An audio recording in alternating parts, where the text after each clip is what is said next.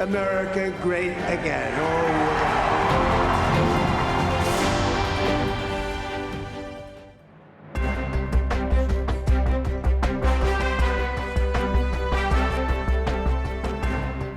시청자 여러분 안녕하십니까? 뉴스9 윤종호입니다.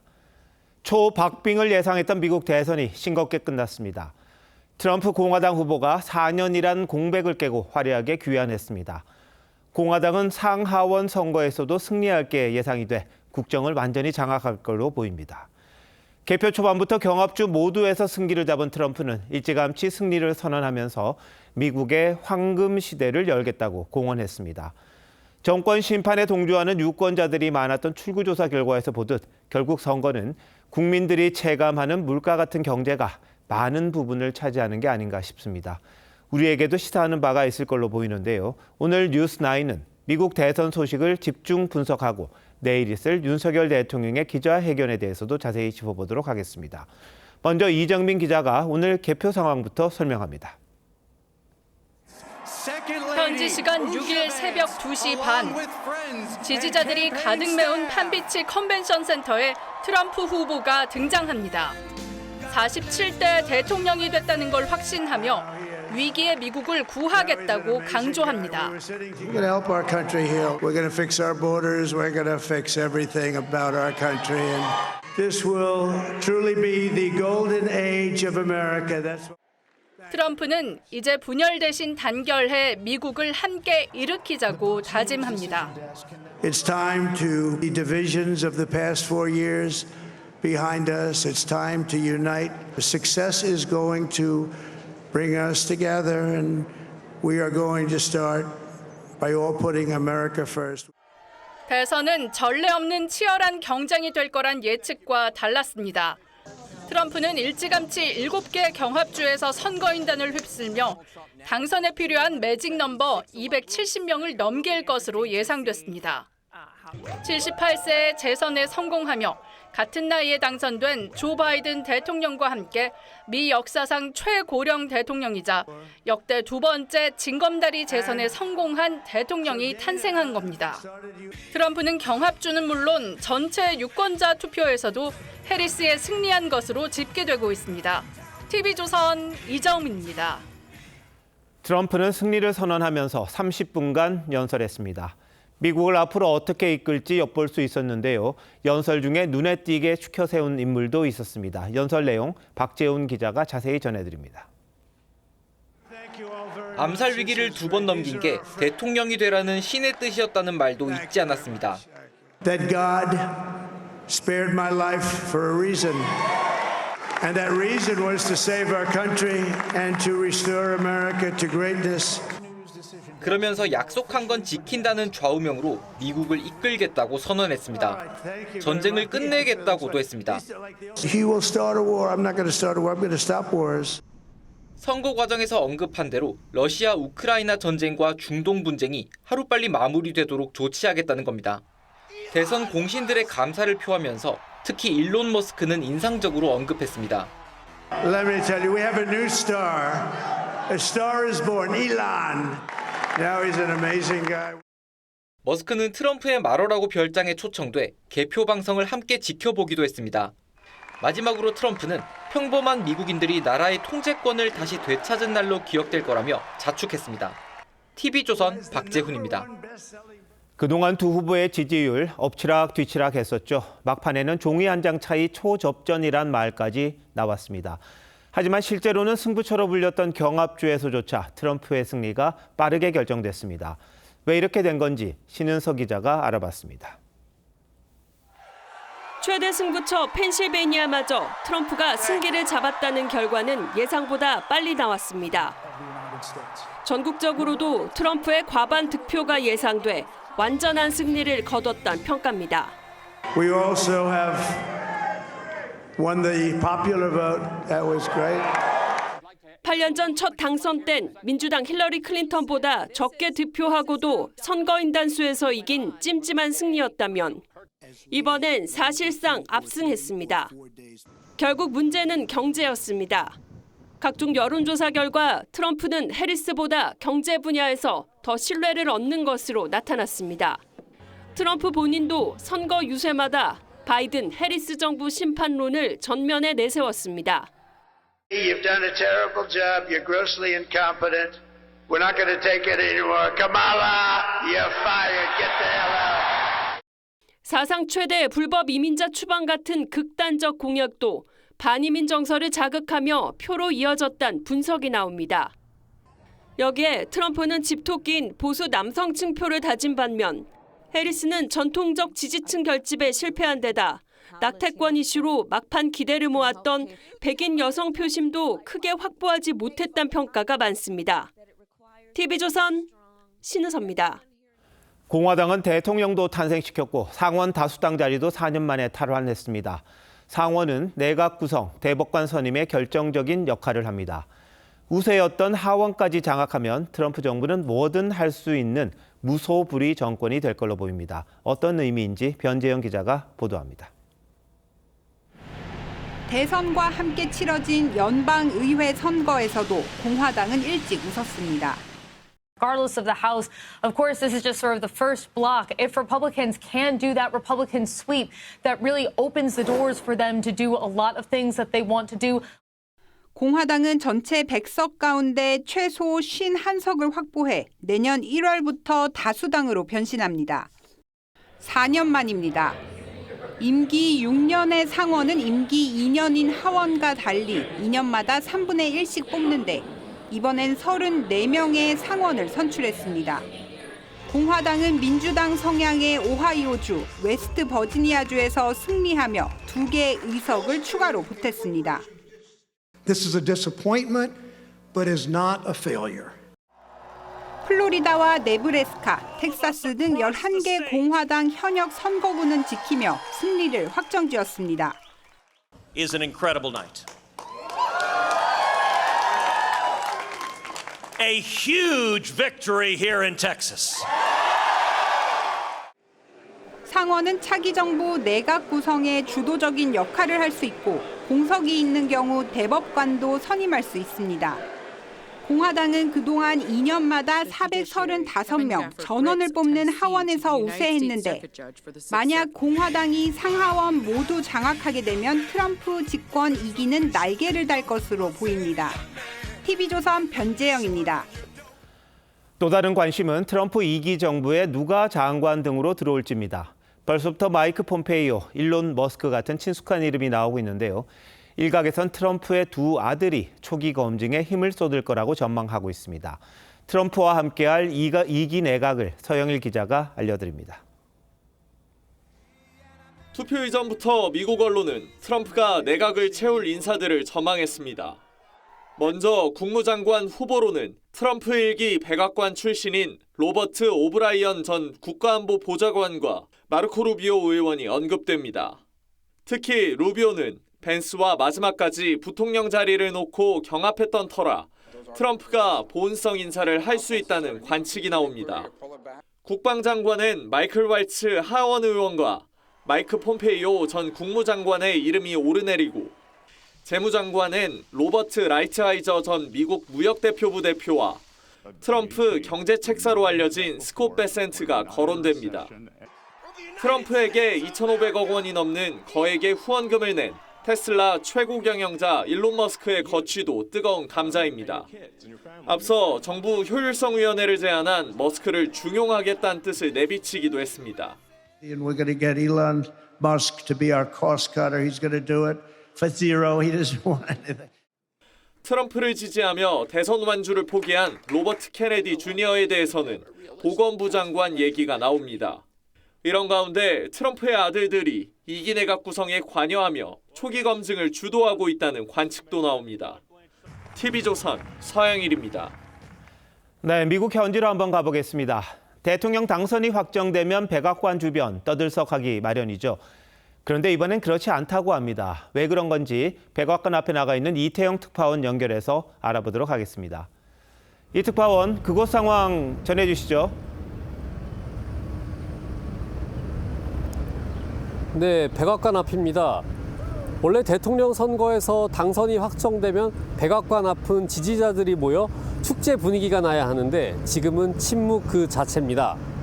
4년 전 조 바이든 승리 당시만 하더라도 자동차 경적을 울리며 퍼레이드를 하거나 일부 지지자들은 나무 위에 올라갔던 모습과 대조적입니다. 바이든 대통령과 해리스 후보는 밤새 이곳 관저에서 선거를 지켜본 것으로 전해집니다. 네, 백악관 주인 이제 바뀌게 되잖아요. 그런데 워싱턴 DC 시민들 그다지 반가워하지 않는 거군요. 이번 선거 결과에 시민들은 여전히 트럼프의 승리가 믿겨지지 않는다는 분위기입니다. 워싱턴 DC는 이번 대선에서 현재 개표 기준으로 해리스는 92.4%, 트럼프는 6.7%를 지지하는 압도적인 민주당 텃밭이라 충격에서 헤어나오지 못하는 것 같습니다. 축제 분위기는 없지만 혹시 모를 돌발 사태에 대비해 백악관 경비는 밤새 삼엄하게 이뤄지고 있습니다. 트럼프는 오는 1월 20일 대통령 공식 취임을 마치고 47대 대통령으로서 백악관에 복귀할 예정입니다. 워싱턴을 지배하고 있던 친민주당 정책 기조 등 정치적인 분위기에도 당장 영향을 끼칠 전망입니다. 그동안 백악관 앞은 반정부 시위가 뜸했었는데 이제부터는 트럼프의 정책에 반대하는 집회가 잦아질 가능성도 있습니다. 지금까지 워싱턴에서 TV조선 이태형입니다. 트럼프 당선자의 인생, 영화보다 더 영화 같습니다. 부동산 재벌에서 미국의 대통령이 됐다가 재선에 실패하면서 형사 피의자가 됐죠. 이른바 머그샷까지 찍는 수모를 당하기도 했습니다. 지금도 각종 범죄 혐의로 재판을 받고 있는데 이번 당선으로 모든 것을 백지화할 수도 있습니다. 윤수영 기자입니다. 독일계 이민가정 출신으로 부친의 사업을 이어받아 부동산 재벌이 된 도널드 트럼프 후보. 리얼리티 TV쇼에서 유행어를 만들며 인기를 얻었습니다. You're fired. 2016년 대선에 출마해 미국을 다시 위대하게라는 슬로건과 함께 당선됐지만 We'll take this country and make it great again. 지난 대선에서는 민주당 부통령 출신인 바이든 후보에 밀려 재선에 실패했습니다.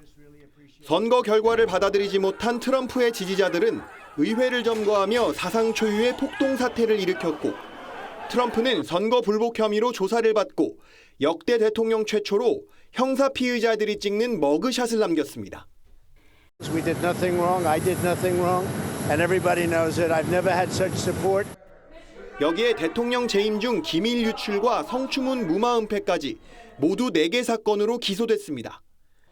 지난 7월과 9월 두 번의 암살 시도로 목숨까지 위협받았지만 오히려 이 사건들이 호재가 돼 지지율을 끌어올렸습니다. 트럼프가 백악관에 복귀하면 현재 진행 중인 수사와 재판은 모두 중단되거나 기각될 가능성이 높은 걸로 현지 전문가들은 보고 있습니다. TV조선 윤수영입니다. 민주당은 큰 충격에 빠졌습니다. 해리스 후보, 오늘 별도의 입장 표명을 하지 않기로 했습니다. 함께 모여 개표를 지켜보던 지지자들의 실망감도 역력합니다. 바이든 때에 비해 흑인과 히스패닉 남성들의 표심을 흡수하지 못한 게 주요 패인으로 꼽힙니다. 이어서 황정민 기자의 보도입니다. 해리스 민주당 후보는 끝내 지지자들 앞에 모습을 드러내지 않았습니다.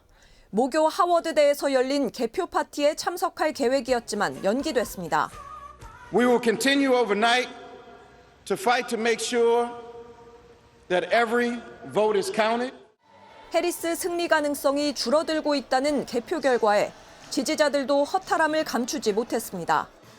So although I am going to sleep knowing that Donald Trump is going to be our next president, I feel inspired and I know like we may not have her as president, but she's always going to be in my heart. 가장 큰 패배 요인으로는 흑인과 히스패닉 남성 지지율이 기대에 미치지 못한 데 있다는 분석입니다.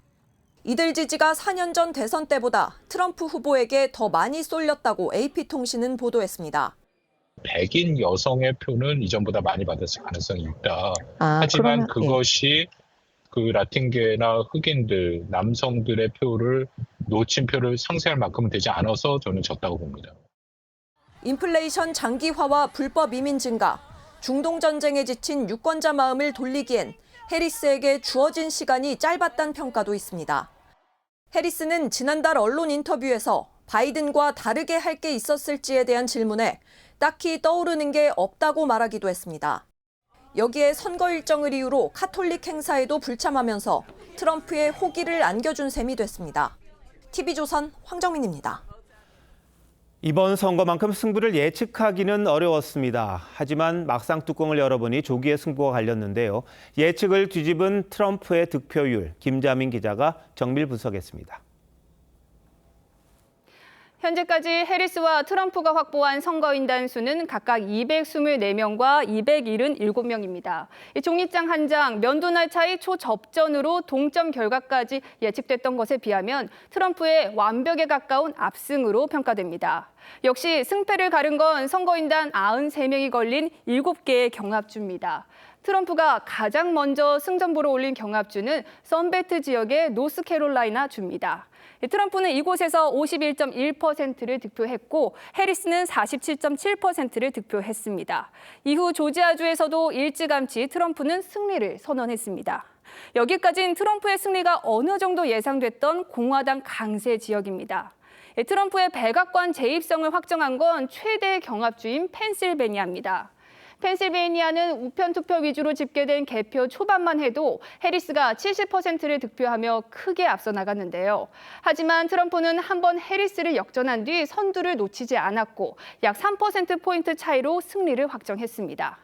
이후 트럼프는 파죽지세로 나머지 경합주 4곳에서도 승리가 사실상 확정이 됐습니다. 경합주 7곳에서 두 후보 간의 득표율 격차는 3% 미만이지만 단 한 표라도 더 받은 후보가 그 주 선거인단을 다 가져가는 승자 독식 방식 때문에 트럼프는 이곳에 배정된 선거인단 93명을 독식하며 예상의 압승을 거뒀습니다.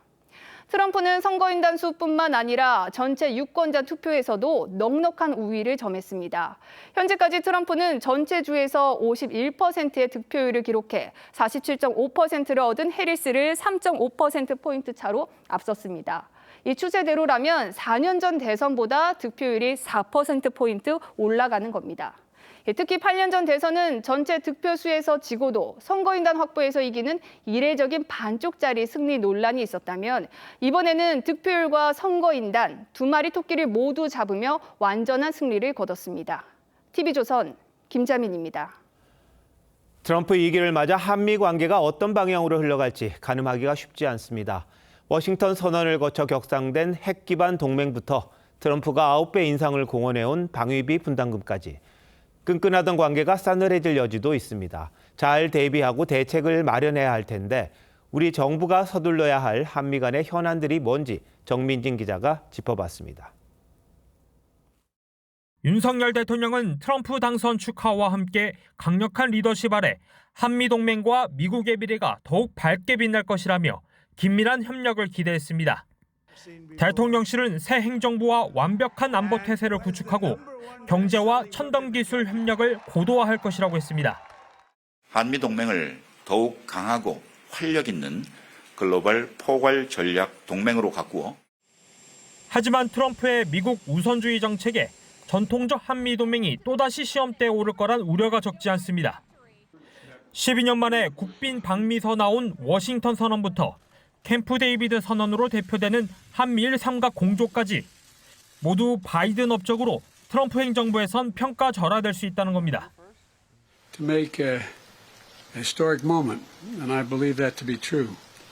This is a new era in partnership between Japan and the Republic of Korea and the United States. 핵작전 지침을 통해 격상된 한미 핵 기반 동맹도 비용이란 변수에 직면했습니다. 많은 비용이 드는 미 전략 자산의 한반도 전개에 부정적 입장을 밝혀왔던 트럼프가 방위비 분담금 재협상을 요구할 가능성도 있습니다.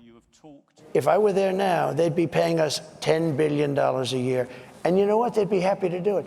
It's a money machine, South Korea. 대통령실 관계자는 선거 캠프뿐만 아니라 과거 행정부나 민간까지 긴밀하게 소통해왔다며 윤 대통령과 정상 차원의 호흡이 잘 맞을 거란 분석도 있다고 전망했습니다. TV조선 정민진입니다. 트럼프의 귀환에 가장 촉각을 곤두세울 인물, 바로 북한의 김정은 위원장일 겁니다. 이미 여러 차례 만난 적도 있고 핵 타결 직전까지 갔기도 했는데 이번에도 우리를 배제한 채 미국과 직접 협상에 나설 가능성 커 보입니다. 트럼프 당선자도 뭔가 극적인 성과를 원할 수 있어 우려하는 분들이 많습니다. 홍현주 기자의 보도입니다.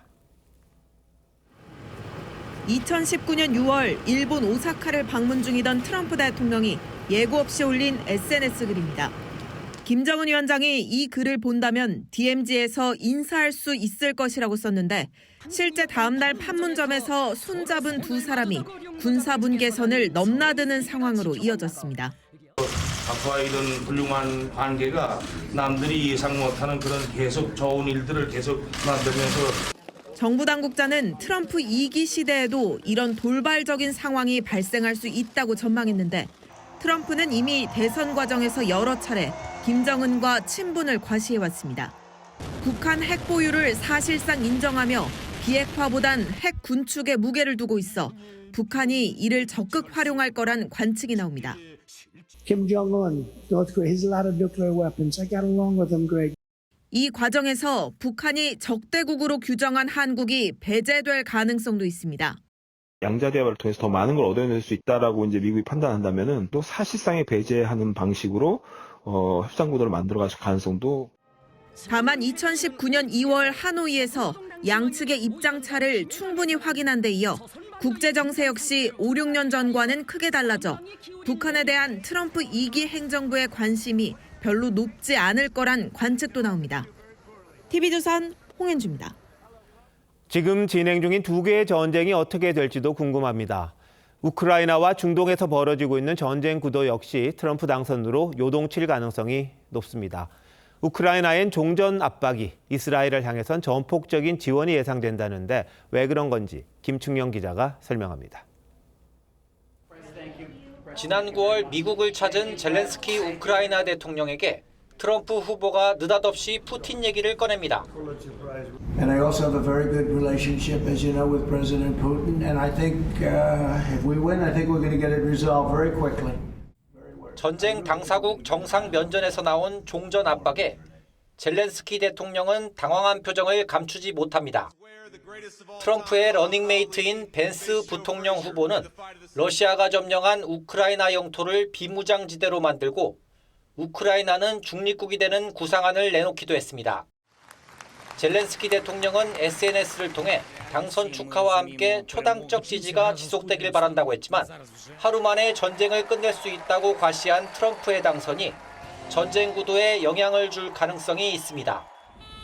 중동 지역에선 정반대 분위기가 형성됐습니다. 트럼프가 전쟁 조기 종식엔 같은 입장을 보이지만 이미 재임 시절 예루살렘으로 미국 대사관을 옮기는 등 뚜렷한 친이스라엘 행보를 보여왔기 때문입니다. So this was a long time in the making. Should have taken place many decades ago. 이스라엘 네타냐후 총리가 이번 당선을 역사상 가장 위대한 기한이라고 치켜세운 가운데 바이든 퇴임 전 이스라엘이 이란 공격에 나설 수 있다는 전망도 나옵니다. TV조선 김충영입니다. 네, 대한민국 앞에 현안들이 굵직한 게 많이 남아 있습니다. 이제 우리는 바이든 정부와는 정반대라고도 볼 수 있는 트럼프 정부를 상대해야 합니다. 최강 아산 정책연구원장 나오셨는데 우리가 어떤 전략을 세워야 하는 건지 물어보도록 하겠습니다. 어서 오십시오. 네, 안녕하십니까. 자, 일단 좀 걱정을 하시는 분들이 좀 있던데요. 한미 관계 많이 달라지겠죠. 특히 트럼프가 대한민국이 머니머신이다 이렇게 이야기를 했잖아요. 네. 그러면서 이제 방위비 연간 13조 원 이상 내게 할 거다 이런 얘기를 했는데 이것부터 한번 살펴볼까요?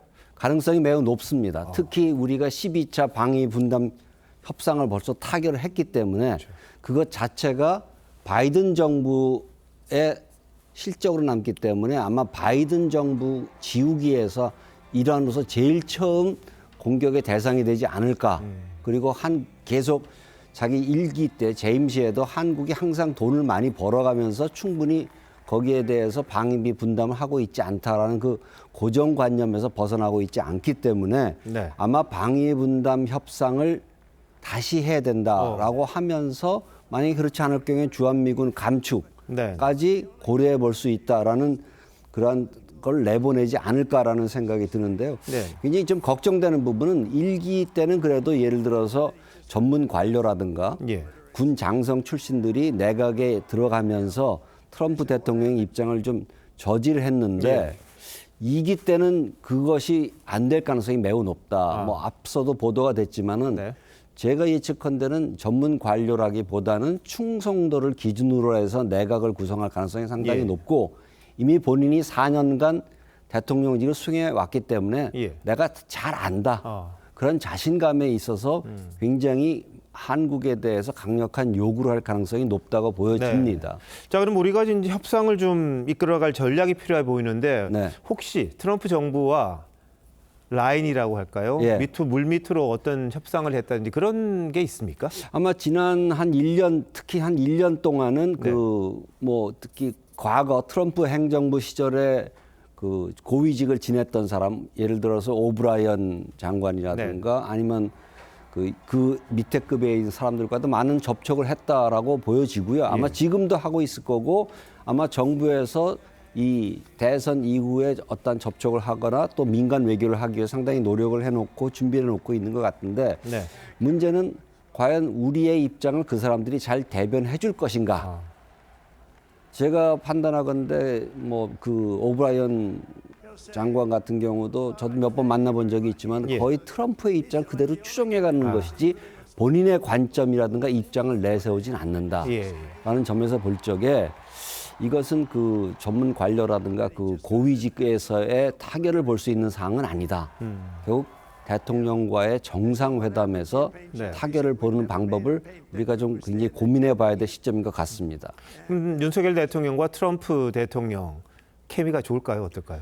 통 큰 거래, 스트롱맨들끼리 잘 통하는 부분이 있기 때문에 첫 단추를 잘 꿰면 된다고 생각합니다. 아마 그걸 가장 잘한 것이 아베 수상이었던 것 같습니다. 따라서 우리도 그런 면에서 볼 적에는 줄 거는 주고 챙길 것은 챙기는 그러한 것을 해서 예를 들어서 방위 분담금을 우리가 더 증액을 한다면 그거에 상응하는 조치로서 우리가 무엇을 미국으로부터 받아들일 것인가. 예를 들어서 지난 한 2년 동안 확장 억제에 대해서 얘기를 많이 해왔지만 구체화가 되지 않았거든요. 그럼 구체적으로 우리가 요구할 수 있는 분야, 우리가 얼만큼 방위 분담을 더 낼 테니까 예를 들어서 그 전략 자산의 상시 전개를 확실히 해달라라든가 아니면 전술핵을 재배치해서 공유 체제로 간다라든가 좀 그런 것을 해볼 수 있는 부분 또 아니면 우리가 요즘 한간에서 그 원자력 잠재력을 확보해야 된다고 할 적에 그럼 한미 원자력 협정을 좀 개정을 해서 적어도 재처리 능력은 우리가 확보할 수 있도록 하는 것도 우리가 한번 패키지를 해볼 수 있는 것이다.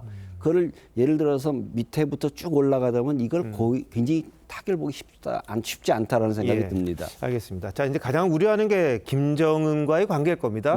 느닷없이 만나서 우리는 배제하고 뭔가를 또 이 협상을 하고 이렇게 타결을 한다든지 그럴 경우가 있을 것 같은데 그건 어떻게 봅니까? 가능성을 완전히 배제할 수는 없을 겁니다. 존 볼튼 대사 같은 경우는 본인이 예측하건대 트럼프 대통령은 분명히 평양에 가서 김정은과 정상회담을 하려 할 것이다 라고 하는데 지금 시점상 그러한 정상회담이 본인의 그러한 인지도라든가 여론에서 좋은 평가를 받기가 쉽지 않다라고 보여집니다. 본인으로서는 지금 해결해야 될 문제가 먼저 러시아와 중국과의 관계이기 때문에 김정은과의 정상회담 자체가 큰 그 반향을 일으키지는 않을 것이라는 생각 때문에 지금 단기간 내에 성사될 가능성은 매우 낮다고 보여집니다. 알겠습니다. 최 원장님 여기까지 듣겠습니다. 고맙습니다. 트럼프 압승에 글로벌 금융시장도 유동쳤습니다. 트럼프가 가상자산 대통령을 자처해서인지 비트코인 사상 최고가를 기록했습니다.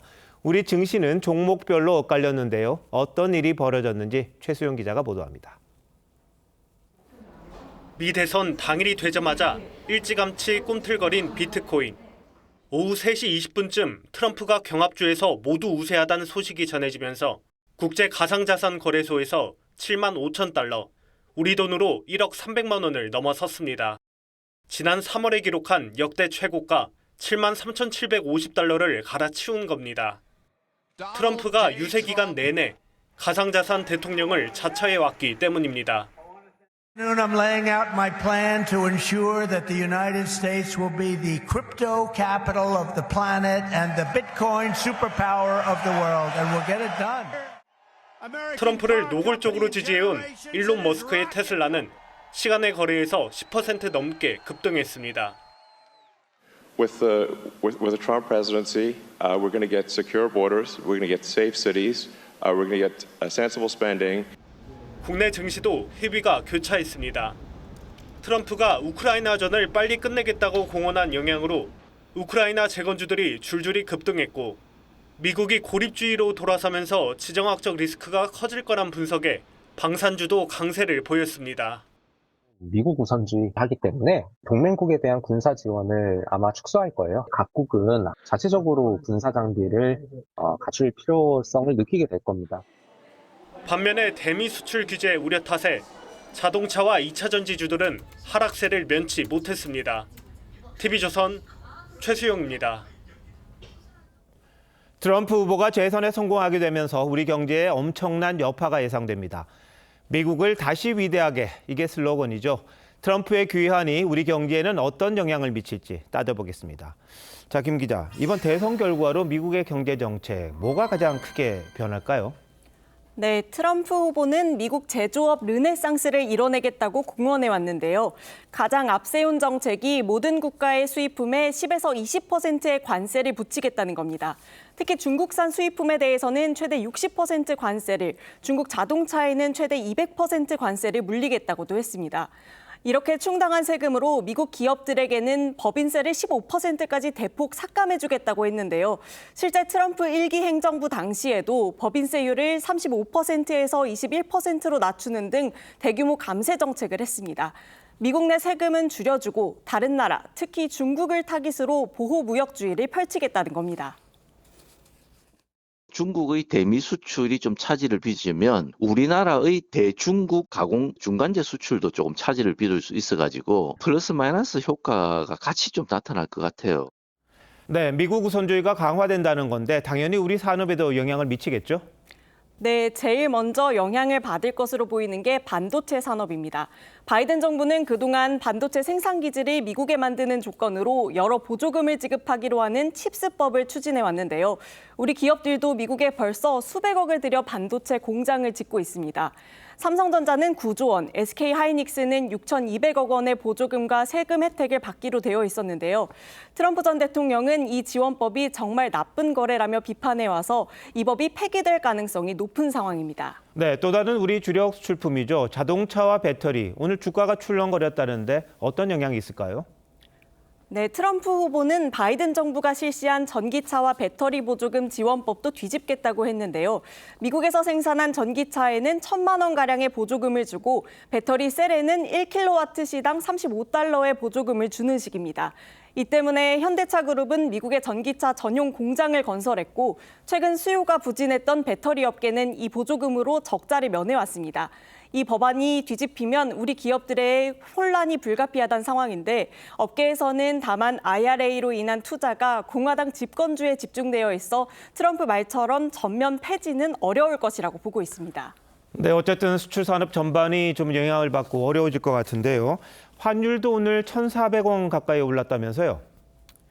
네, 오늘 원달러 환율은 한때 1,399원을 기록하면서 1,400원 턱 밑까지 올랐는데요. 전문가들은 당분간 달러 강세가 지속될 것이라고 봤습니다.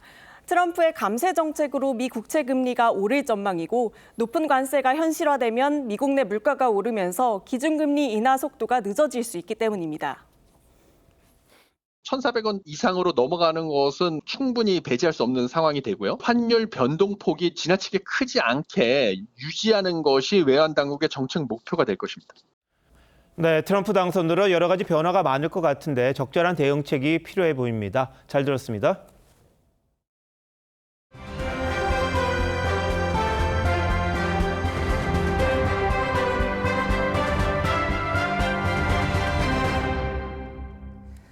트럼프의 승리로 부인 멜라니아 여사도 다시 미국의 영부인이 됐습니다.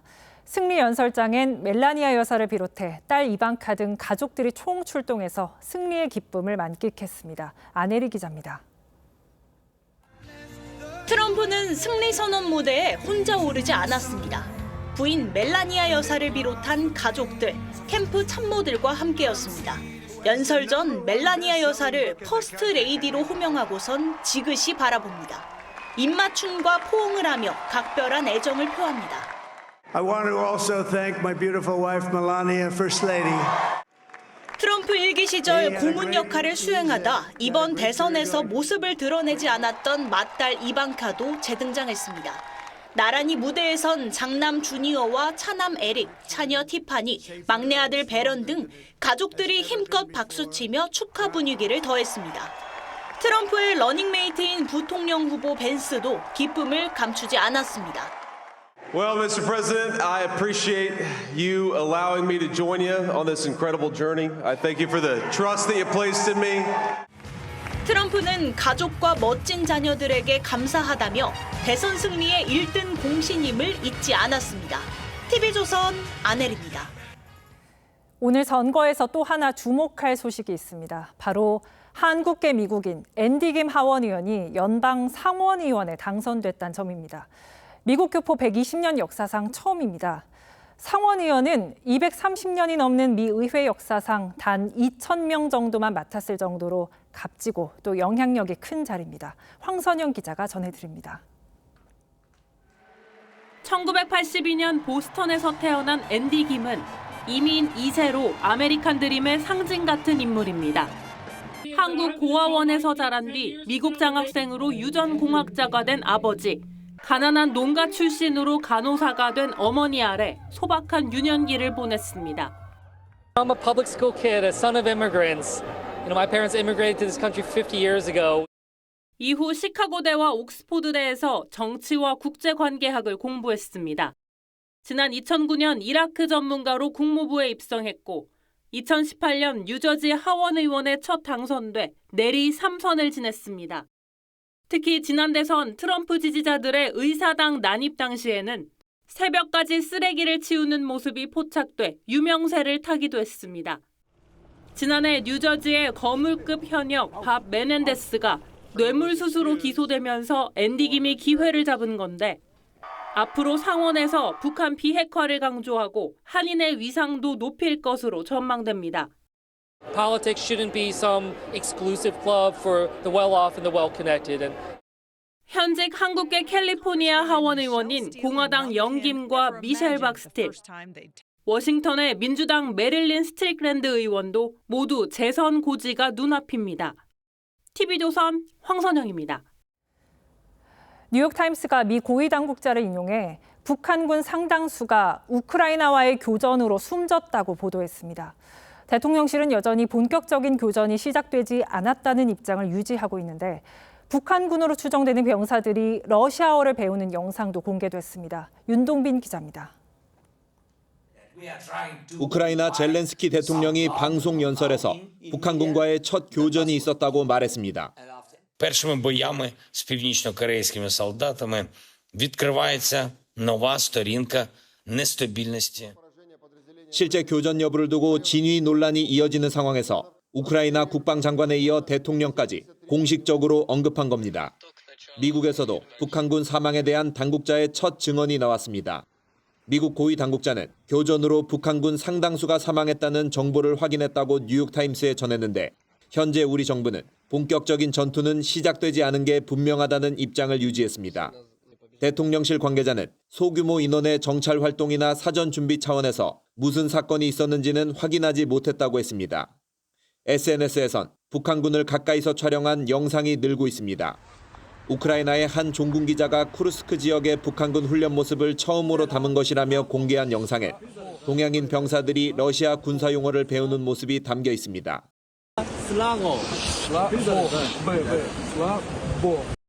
우크라이나 국방이사나 허위정보대응센터는 러시아가 북한군에게 드론 활용법까지 전수해주고 있다고 전했습니다. TV조선 윤동빈입니다. 이런 상황에서 국방부 홈페이지가 디도스 공격을 받아 종일 접속 장애를 빚었습니다. 지금 한국을 향해 이 같은 사이버 공격을 할 주체는 북한이나 러시아밖에 없을 거란 분석이 많았는데요. 자신들 소행이라고 주장하는 친러시아 해커 그룹이 등장했습니다. 차정승 기자입니다. 오늘 오후 국방부 홈페이지입니다. 접속을 시도하자 응답 시간이 너무 오래 걸린다며 페이지에 연결할 수 없다는 메시지가 뜹니다. 어제 오후부터 분산 서비스 거부, 이른바 디도스 공격을 받아 접속이 아예 안 되거나 끊기고 접속 속도가 느려지는 현상이 이틀째 계속됐습니다. 정부 관계자는 공격이 이루어지는 IP 주소는 우선 차단한 상태라고 설명했는데 같은 서버를 사용하는 합동참모본부 홈페이지도 한때 접속 장애가 발생한 걸로 알려졌습니다. 북한이나 러시아 소행일 거란 관측이 나오는 가운데 친러시아 해커 그룹으로 추정되는 한 단체는 텔레그램 채널을 통해 한국 국방부뿐 아니라 법무부와 외교부, 제주도와 대구시, 인천공항 홈페이지도 공격했다고 주장했습니다. 또 다른 친러 계정도 환경부 홈페이지 접속 장애가 자신들의 소행임을 주장하며 공격에 동참하자고 선동했습니다. 최근에는 이런 디도스도 어떻게 보면 서비스 형태로 여러 가지 음성 채널을 통해 가지고 구독을 할 수가 있습니다. 특정한 금액만 내고 원하는 공격 대상이 있으면은 그 정보만 입력을 해서 공격을 어떻게. 국방부 홈페이지는 현재 복구됐지만 정확한 공격 주체를 파악하는 데는 시간이 걸릴 걸로 보입니다. TV조선 차정승입니다. 북한의 지령을 받고 간첩 활동을 한 혐의로 재판에 넘겨진 민주노총 전 간부가 1심에서 징역 15년을 선고받았습니다. 재판부는 대한민국의 안전을 위태롭게 하는 큰 범죄라며 법정 구속했습니다. 노도일 기자입니다. 국정원과 경찰이 민주노총 사무실을 압수수색합니다. 압수물 가운데는 북한에서 받은 지령문과 북한에 보낸 보고문 등이 발견됐습니다. 재판부는 국가보안법 위반 혐의로 기소된 민주노총 전 조직정의국장 성모 씨에게 징역 15년과 함께 자격정지 15년을 선고했습니다. 재판에서 석 씨는 북한과 102차례에 걸쳐 지령문과 보고문을 주고받은 것으로 확인됐는데 이 가운데는 헬로윈 참사 유족들의 고통을 대정부 투쟁수단으로 삼으라는 내용도 포함됐습니다. 또 민주노총 통신망 등을 통해 북한에 보낸 보고문에는 평택 미군기지 등 군사시설 정보와 국회의원 300명의 연락처, 선거를 앞둔 민주노총 계파별 위원장 후보들의 동향과 성향 등이 담겨 있었습니다.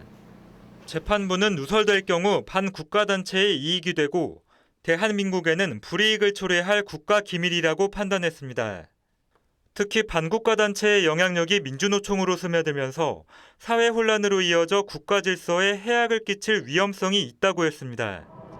석 씨는 민주노총 내 비밀 조직의 지사장으로 불린 것으로 드러났습니다. 재판부는 석 씨에 포섭돼 해외에서 북한 공작원과 접선한 김모 씨와 양모 씨에게도 각각 징역 7년과 5년을 선고하고 3명 모두를 법정 구속했습니다. TV조선 노도일입니다. 오늘 경기 수원의 공원과 산책로에서 잇따라 사슴이 나타났습니다. 일부 시민은 사슴뿔에 찔려 다쳤는데 이 사슴이 어디에서 왔고 또 어디로 갔는지 오리무중입니다. 김승돈 기자가 취재했습니다. 오늘 새벽 1시쯤 수원 광교 호수공원. 벤치 옆에서 시커먼 물체가 움직입니다. 자세히 보니 큰 뿔이 달린 사슴입니다. 집에 가다 사슴과 마주친 시민은 놀랄 틈도 없이 뿔에 찔려 다쳤습니다. 많이 놀랐죠. 그때 놀란 것도 둘째치고 너무 이대로 갔다 정말 목숨이 위험할 수 있을 것 같은 생각 들어가지고. 새벽 5시 20분쯤에는 차로 20여 분 떨어진 광교 저수지에서도 산책 나온 60대 여성이 사슴 뿔에 허벅지를 찔려 병원 치료를 받았습니다. 119 대원들이 현장에 출동했을 때는 사슴은 이미 사라진 뒤였습니다. SNS에서도 광교 신도시에서 사슴을 봤다는 글과 사진이 올라오고 있습니다. 하지만 주변 주민들은 사슴은 본 적이 없다고 말합니다. 호랑이는 있죠. 호랑이는 있는데 사슴까지는 본 적이 없는. 등록된 사슴 농장도 주변에는 없습니다. 사슴이 어딨어요? 누가 기르는 건 놓쳤어 몰라. 누가 기르는 거를 그러면 이 동네는 기르는 사람 없어. 수원시는 내일부터 경찰과 소방과 합동으로 광교산 주변에서 사슴 포획에 나설 예정입니다. TV조선 김승도입니다. 허위 영상물, 이른바 딥페이크 성범죄가 사회 문제로 떠오르자 정부가 딥페이크와의 전쟁을 선언했습니다. 위장 수사 범위를 확대하고 해외 플랫폼에서 벌어지는 범행도 끝까지 추적하겠다고 했습니다. 자세한 내용 송민선 기자가 전해드립니다. 여성 수십 명의 사진을 음란물과 합성해 유포한 40살 박모 씨. 이른바 서울대 N번방 사건의 주범입니다. 박 씨를 추적해 꼬리를 잡은 건 여성들이 주축이 된 한 민간단체였습니다. 이들은 신분을 위장해 박 씨와의 만남을 이끌어냈습니다. 딥페이크 피해가 속출하면서 정부는 위장수사 적용 대상을 확대하기로 했습니다. 위장수사를 현재의 아동 청소년 성범죄물뿐만 아니라 피해자가 성인인 경우까지 범위를 확대하도록 성폭력처벌법 개정을 추진하겠습니다. 이미 지난 9월부터 딥페이크 성착취물을 편집하거나 유포할 경우 최대 징역 5년형에서 7년형으로 처벌이 강화된 상태입니다. 정부는 특히 딥페이크 영상물이 텔레그램 등 해외 기반 플랫폼에서 주로 유포되는 만큼 해외 사업자와 연락망을 구축해 수사 협조를 받을 예정입니다. 텔레그램과는 한 라인이 구축이 돼 있고 지금 현재 저희가 요청하는 부분에 대해서 방심을 통해서 요청을 하면은 다 삭제를 해주고 있기 때문에 또 신속한 피해자 보호를 위해 딥페이크 의심 영상은 우선 삭제를 원칙으로 하고 플랫폼 사업자를 상대로도 24시간 내 삭제 시한을 주기로 했습니다. TV조선 송미선입니다. 윤석열 대통령의 기자회견을 하루 앞두고 한동훈 국민의힘 대표가 당의 뜻을 대통령실에 전하겠다며 중진 의원들을 만났습니다. 그런데 내용은 따로 공개하지 않았습니다. 내일까지는 대통령의 시간인 만큼 일단 지켜보겠다는 생각인 것으로 보입니다. 장윤정 기자입니다. 한동훈 대표가 5선 이상과 3, 4선 중진 회동을 잇따라 열고 윤석열 대통령 기자회견에 관한 의견을 들었습니다. 중진 의원들은 대체로 대통령을 믿고 기다려야 한다며 당이 과도하게 압박하는 건 피해야 한다고 입을 모았습니다. 지금은 대통령의 시간이고 저희가 기다리는 것이 맞다고 생각합니다. 하지만 한 대표가 제안한 특별감찰관 추진과 인적 쇄신 등의 내용이 구체적으로 담겨야 한다는 주장도 나왔습니다. 가능하면 좀 크게 대폭했으면 좋겠는데 그건 또 인사권자가 또 어떻게 판단할지 모르겠네요. 3, 4선 중진들 사이에선 계파별 의견이 더 엇갈렸습니다. 친한계 성향의 한 중진 의원은 대통령이 의원들에게 이탈하지 않을 명분을 줘야 한다고 말한 것으로 알려졌습니다. 대통령이 기대 이하의 조치를 내놓을 경우 앞서 김건희 여사 특검법 재표결 때 나왔던 4명의 이탈표가 더 늘 수 있다는 취지로 해석됐습니다. 친윤계 의원들은 야당의 공세에 맞서 이제 이슈를 전환할 때라며 대통령의 정면 돌파 결심에 힘을 실어줘야 한다고 했습니다. 한 대표는 중진들 요구에 대해 구체적인 내용은 공개하지 않았습니다. 대통령께서 담아 준비하시고 할 시간이니까 저희가 안에서 한 얘기를 따로 공개하지는 않겠습니다. 다만 대통령 회견에 어느 수준의 사과와 조치가 담기느냐에 따라 향후 여권 갈등의 불씨가 될 수 있다는 우려도 있습니다. TV조선 장윤정입니다. 그럼 윤석열 대통령은 어떻게 하고 있을까요? 내일 담화에 담을 발언 내용과 수위를 놓고 막판 고심 중이라고 합니다. 김건희 여사와 명태균 논란에 대해 전향적인 입장도 내놓을 거란 관측인데요. 국민 눈높이에 맞출런지 지켜볼 일입니다. 윤 대통령의 회견 준비 상황은 조성호 기자가 취재했습니다. 윤석열 대통령의 지난 8월 기자회견은 담화문 발표에만 40분이 할애됐습니다. 하지만 이번엔 담화문 분량을 줄이고 질의응답 시간을 늘리겠다는 게 대통령실의 구상입니다. 대통령이 하고 싶은 말보다 국민들이 듣고 싶은 내용에 더 방점을 두겠다는 겁니다. 담화문에는 김건희 여사와 명태균 씨 논란에 대한 윤 대통령의 사과 메시지가 담길 걸로 전해졌습니다. 여권 관계자는 국민들이 공감할 수 있는 수준의 진솔한 사과가 담길 것으로 안다며 참모들과의 논의를 거쳐 구체적인 문구를 최종 결정할 것이라고 전했습니다. 김 여사의 대외 활동과 관련해선 이달 순방에도 불참하는 방안이 거론되지만 국가 원수의 배우자인 만큼 외교 활동까지 중단할 경우 상대국의 결례가 될 수 있다는 내부 반론도 적지 않은 걸로 전해졌습니다. 야당이 주장하는 특검을 방어할 만한 수준의 조치가 없을 경우 또다시 야당 공세에 끌려갈 수밖에 없다는 우려에 대한 내부 공감대도 형성돼 있습니다.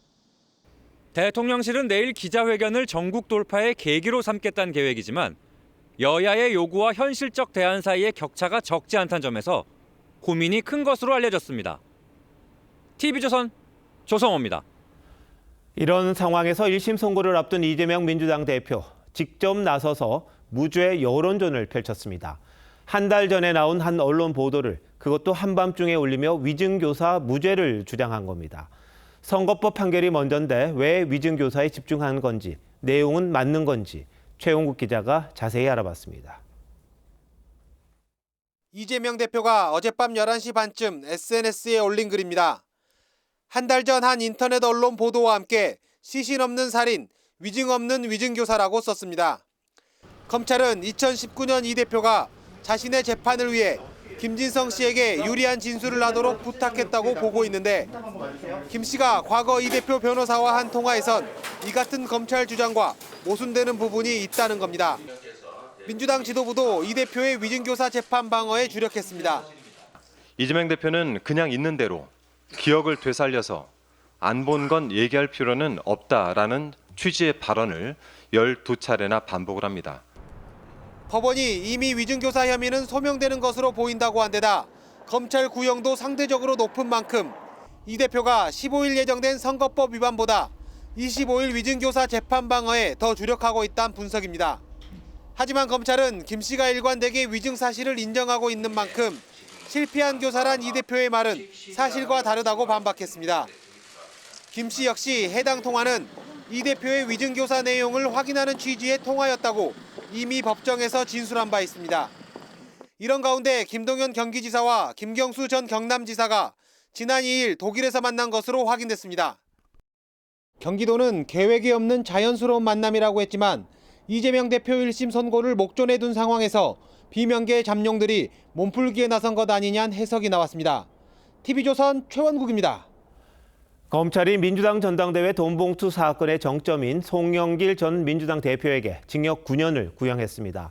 이와 함께 돈봉투를 받고도 수사에 협조하지 않고 있는 전 현직 의원 10여 명에 대한 수사도 급물살을 탈 걸로 보입니다. 정준영 기자입니다. 소나무당 송영길 대표가 법원에 들어섭니다. 증거 등이 없어서 전체 무죄를 선고해야 될 사안이다. 송 대표는 민주당 돈봉투 사건의 핵심 증거인 이정근 녹취가 위법 증거라고 주장했습니다. 내가 조금 성만이 형이 준비해 준 걸 가지고 인사를 했습니다. 내가 그때 잘했네, 잘했어 막 그러더라고.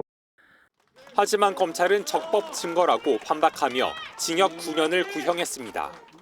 송 대표가 먹사연을 통해 받은 7억 6,300만 원에 대해 불법 정치자금과 뇌물의 성격이 있다며 징역 6년형을 선고해달라고 했습니다. 또 6,650만 원을 국회의원 등에게 뿌리는 데 관여한 정당법 위반에 대해 징역 3년을 구형했습니다. 검찰은 송 대표가 불법 자금을 제공해 약 0.59%포인트 차이로 당대표에 당선됐다며 범행의 정점이자 최종 책임자라고 했습니다. 앞서 돈봉투 살포에 관여한 윤관석 전 의원은 실형이 확정됐고 이성만, 임종성, 허종식 등 전현직 의원도 1심에서 유죄를 선고받았습니다.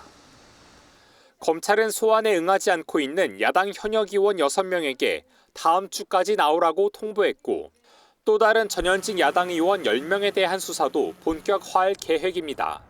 TV조선 정준영입니다. 프로야구 자유계약 선수 최정이 SSG와 4년 110억 원에 계약했습니다.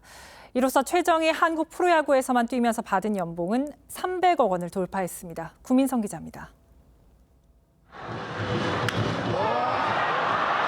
SSG 최정이 롯데를 상대로 통산 468번째 홈런을 쳐냅니다.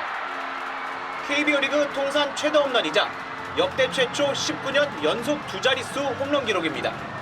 생각보다 너무 빨리 나와가지고 다행인 것도 있고 너무 기분 좋고. 여전히 매력적인 자유계약 시장 최대어 최정이 원소속팀 SSG와 4년 더 동행하기로 했습니다. 계약금 30억 원, 연봉 80억 원으로 합계 110억 원을 옵션 없이 전액 보장하는 조건입니다. 신인 때부터 계속 커왔던 팀이고 제일 정이 많이 가는 팀이고 해서 협상하는데 좀 오래 걸렸지만 그래도 남고 싶은 생각이 컸는데 SSG와의 자유계약 선수 계약만 이번이 세 번째입니다. 총액 300억 원을 넘겨 종전 1위였던 두산 양의지를 가볍게 제쳤습니다. 그만큼 큰 부상 없이 꾸준히 팀을 위해서 열심히 했다는 결과라고 생각하고.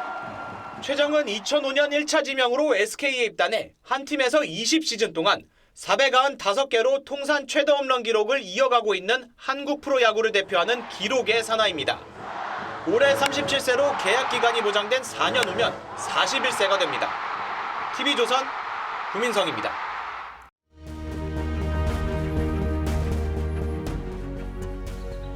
You're my best friend. No, I'm going now, Miss No, Daisy. You really.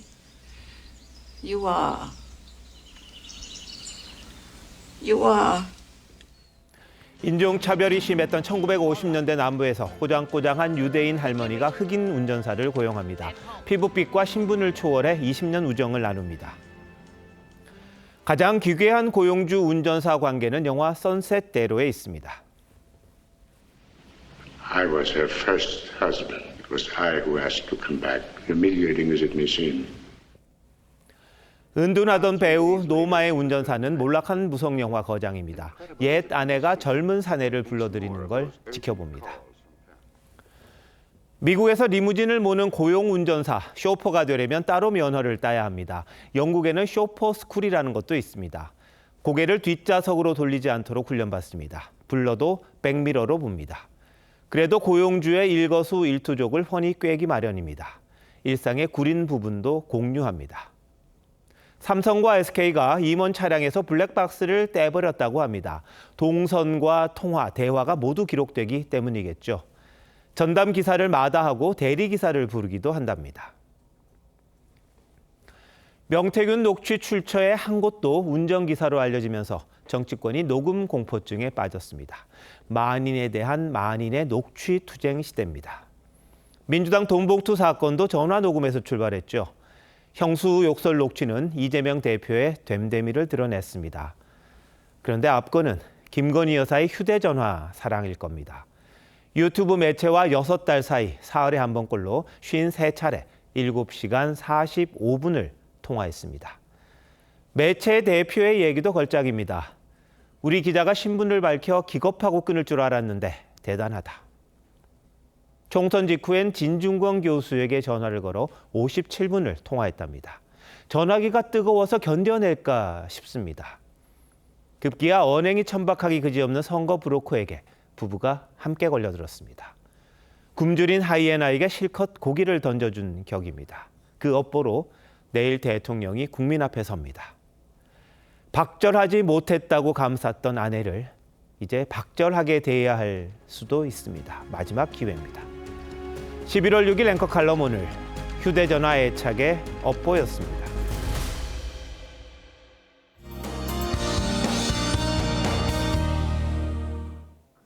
강원도 인제 비밀의 정원에 서리가 내리면서 겨울 풍경이 펼쳐졌습니다. 서울에서도 오늘 올가을 첫 서리가 관측됐습니다. 작년보다는 이틀 빠르고 평년보다는 9일 정도 늦은 기록입니다. 내일은 겨울이 시작된다는 절기 입동인데요. 서울의 아침 기온 2도까지 떨어지는 등 올가을 가장 추운 날씨가 예상되고요. 전국 내륙에 서리가 내리고 일부 지역은 얼음이 어는 곳도 있겠습니다. 모레부터는 다시 평년 수준을 회복하겠습니다. 내일 전국이 대체로 맑겠습니다. 밤부터 제주도에는 비가 조금 내리겠고요. 오전까지 서해안과 남해안, 제주도를 중심으로 바람이 강하게 불겠습니다. 내일 아침 기온은 춘천과 대전이 1도, 대구 3도로 출발하겠습니다. 낮 기온은 서울 14도, 청주 15도로 일교차가 크게 벌어지겠습니다. 이번 주말에는 전국 하늘 대체로 맑게 드러나겠습니다. 날씨였습니다. 11월 6일 수요일 뉴스9 마칩니다. 시청해주신 여러분 고맙습니다.